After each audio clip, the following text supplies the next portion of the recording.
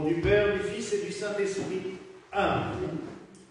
Mes chers frères et sœurs, déjà avant l'homélie, juste un petit message, parce qu'il a bien insisté pour que je vous le dise.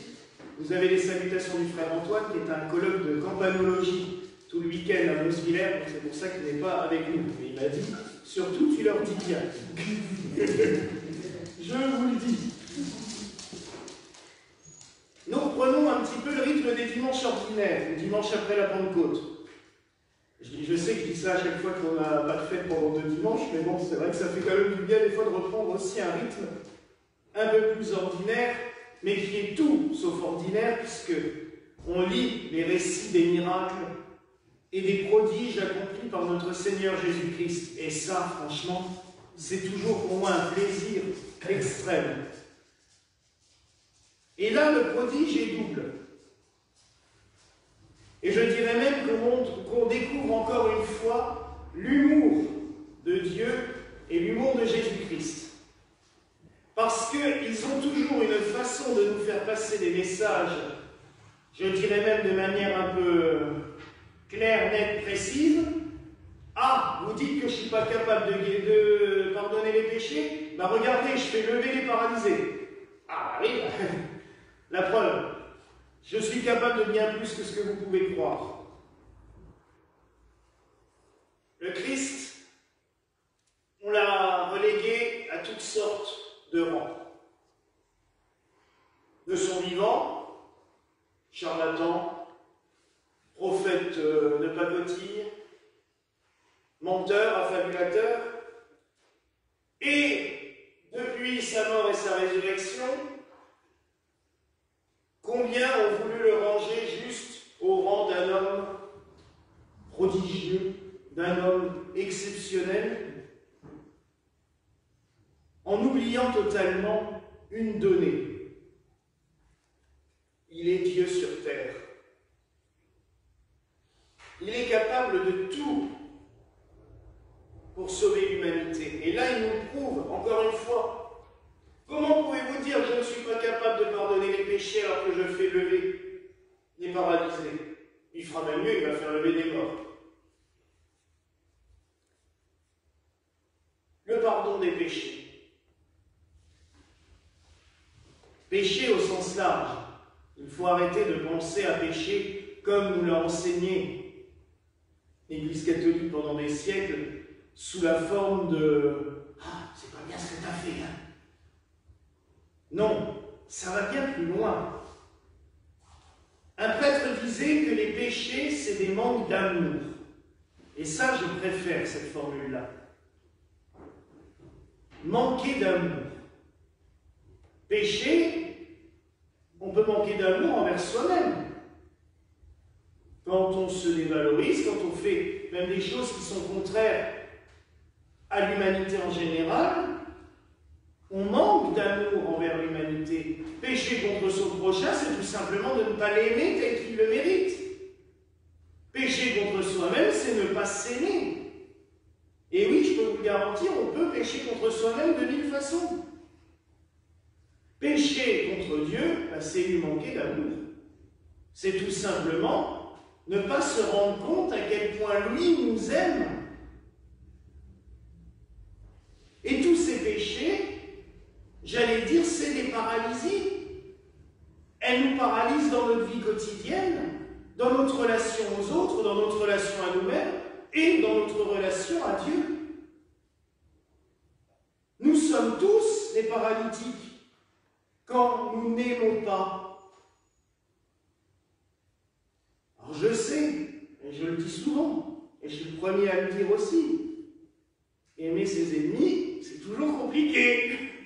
Ça, c'est quand même quelque chose qui nous demande, qui est difficilement accomplissable. Et pourtant,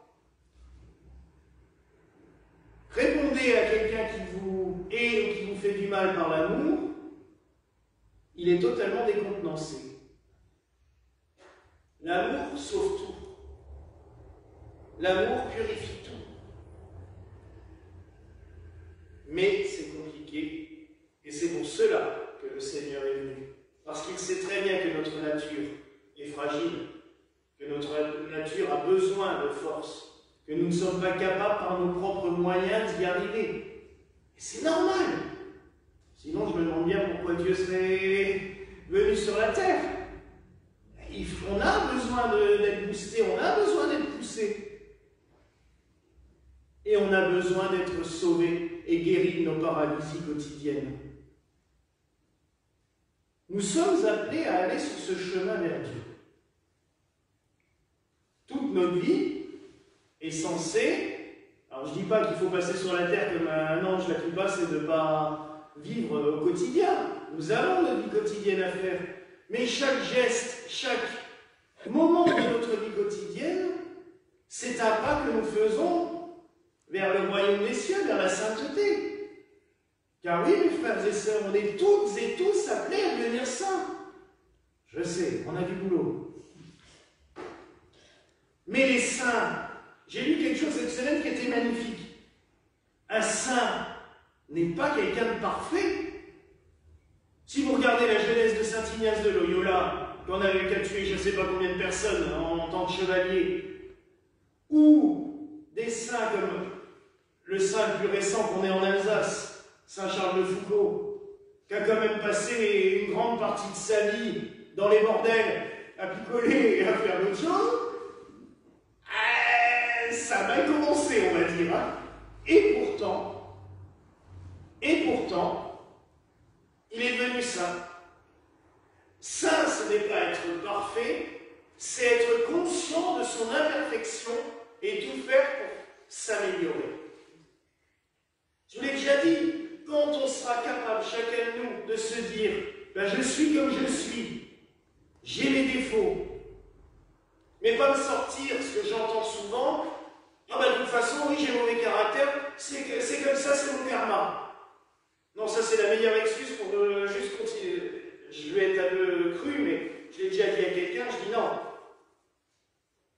T'es méchant, c'est pas ton karma. À un moment, tu peux changer.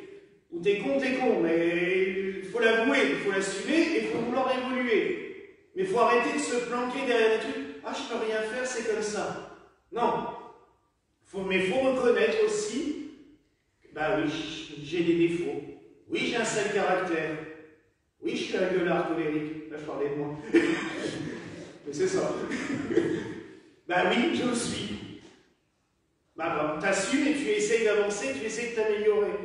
Je dis pas que ça marche à tous les coups, mais on essaye. Et c'est ça qui est beau dans le chemin du chrétien. Le Christ, il ne veut pas que du jour au lendemain, on soit tous des petits anges, là, j'allais dire, avec notre auréole et nos deux boudins, comme disait Jacques Brel. Non, c'est pas le but. Tout ce qu'il veut, c'est que nous soyons des êtres humains, c'est comme ça qu'il nous a créés, qui assumons notre nature avec nos défauts, avec nos qualités aussi. L'homme, l'être humain en général, est capable du meilleur. Moi déjà, ce qui m'épate, et encore plus depuis 3-4 ans, quand on voit tout ce par quoi on est passé, c'est la capacité de résilience de l'être humain. Quoi qu'il se passe, on est quand même toujours capable d'avancer, de dire bah oui, ok, on est passé par des horreurs, mais on continue, et on y arrive. Face à toutes les situations, l'être humain est capable de s'en sortir. Mais, des fois c'est difficile, mais je sais aussi que c'est pas tout seul. Et ça, l'être humain, il a souvent tendance à l'oublier. Il croit qu'il a été planté là sur la terre et débrouille-toi. Non, on a de l'aide. Alors non, je ne suis pas d'accord non plus avec ceux qui me disent « Ah oui, mais tout est décidé, c'est Dieu. » Et oh, et la sainte liberté des enfants de Dieu, elle est où? Tout le long de l'Ancien Testament et du Nouveau Testament, il nous laisse le choix. Il nous dit « Vous avez le choix. » Moi, je vous dis ce qui est le mieux pour vous. Après, faites comme des parents avec leurs enfants. On va leur dire 50 fois. Je pense que ta maman, elle te le dit aussi. Non, fais pas ça, c'est pas bien. Mais il y a des fois, on le fait quand même. Bon. Parce qu'on a le choix. Après, si on se tape le nez dans le mur, bon, ben, c'est pas pire. Et Dieu, c'est ce qu'il n'arrête pas de faire.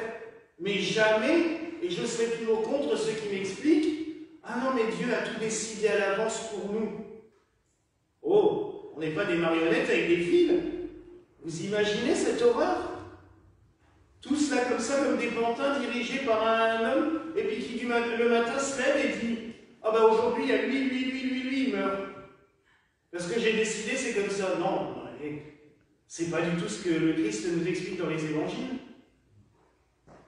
Non, Dieu, il est là pour nous aider à grandir.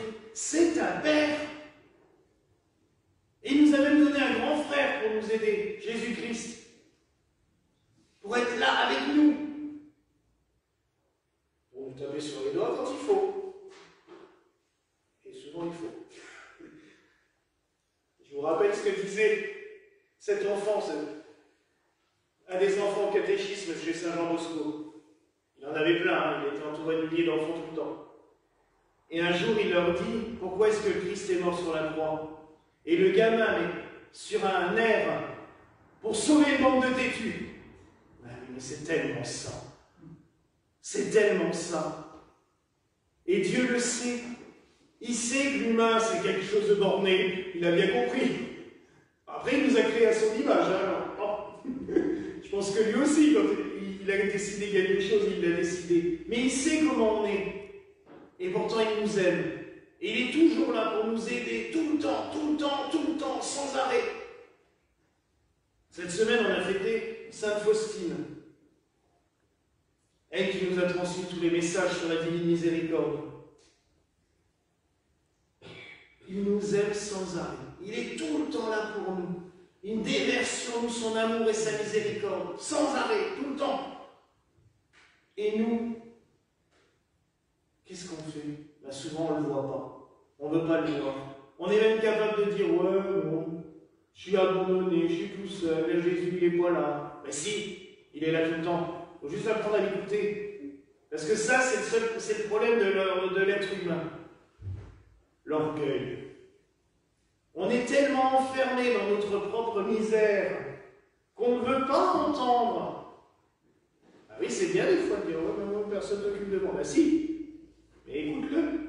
Il est là tout le temps. Quoi qu'on fasse.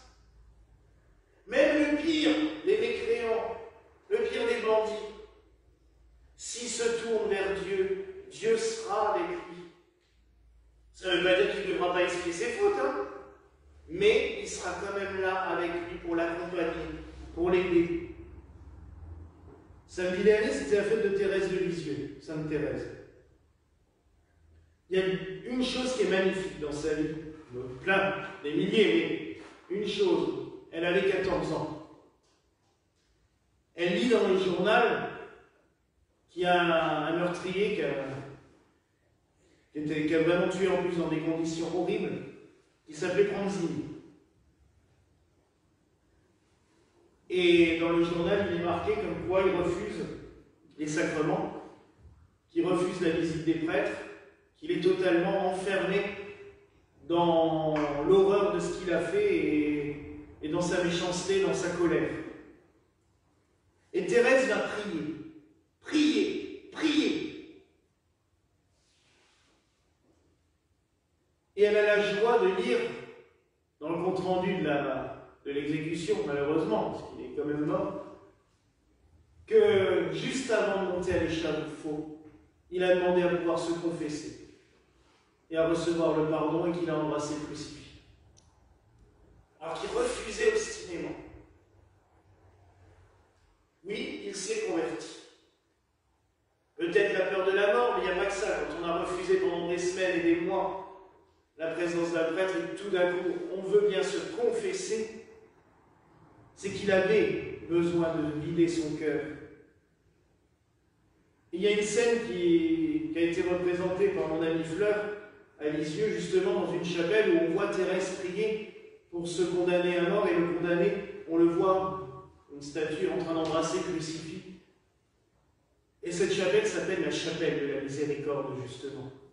Pour nous rappeler que quoi qu'on fasse, le Christ, il est là. Il sera toujours là pour nous aider, pour nous porter, pour nous tenir par le bras ou par la main. Et Thérèse disait autre chose dans un de ses poèmes. Ce poème est tellement beau qu'on l'a même pris comme prose pour la fête du Sacré-Cœur. Elle dit « Moi, si j'avais commis tous les crimes possibles, je garderai toujours confiance, car je sais bien que la multitude de mes crimes, ce n'est qu'un grain de sable devant l'immensité de la miséricorde de Dieu. » Et oui, mes frères et sœurs, l'amour de Dieu est tellement grand, déjà multipliez-le par 7 milliards d'êtres humains. Et il est tellement grand, et quand vous regardez sur la plage la taille d'un grain de sable face à l'océan, vous vous dites oui, c'est ça en fait. Moi j'ai toujours l'impression d'avoir fait, parce que ça aussi, pendant longtemps, combien de fois les gens s'accusaient de choses qu'ils n'avaient pas fait de grave. Mais on venait, ah mon père j'ai fait ci, j'ai fait ça. Oui, et alors? Il n'y a rien de grave là-dedans. On se charge de fardeaux qui ne sont rien par rapport à la miséricorde de Dieu. Arrêtons de nous paralyser, j'en reviens à l'Évangile, arrêtons de nous paralyser avec des conneries, tout simplement. Vivons, aimons, et le Christ est là en permanence. Tout ce qu'il nous dit. Et vous savez, ces crises d'angoisse, la parole « lève-toi et marche ». Elle pourrait nous parler à toutes et tous quand nous avons ces crises d'angoisse, parce que ça arrive en plein nous. Ou le matin, on n'a pas envie de sortir du lit. Et je vous l'ai déjà confié plusieurs fois, combien de fois ça m'arrive aussi. J'ai juste envie de me retourner, non, surtout pas sortir, et surtout pas affronter les choses. Mais là, c'est là que la parole du Christ doit nous parler à l'oreille. Lève-toi et marche. Vas-y, je suis là. Ne crains pas. N'aie pas peur. N'aie pas peur, je vous rappelle que cette phrase est répétée 365 fois dans la Bible. Ancien et Nouveau Testament, 365 fois il y a les paroles « N'aie pas peur ». Il y en a une pour chaque jour, donc on n'a pas d'excuse. Bon, les années sextiles, ok, bon. Mais 365 fois le Christ, où Dieu, par la parole des prophètes, nous dit « N'aie pas peur ». Donc c'est clair. Avance, vas-y. Je suis là. Lève-toi et marche. Alors mes frères et sœurs, écoutons ces paroles du Christ. Prenons-les au mot. Sortons de nos paralysies. Sortons de nos angoisses. Et avançons. Car il est là avec nous. Voilà la grâce que je vous souhaite au nom du Père, du Fils et du Saint-Esprit. Amen.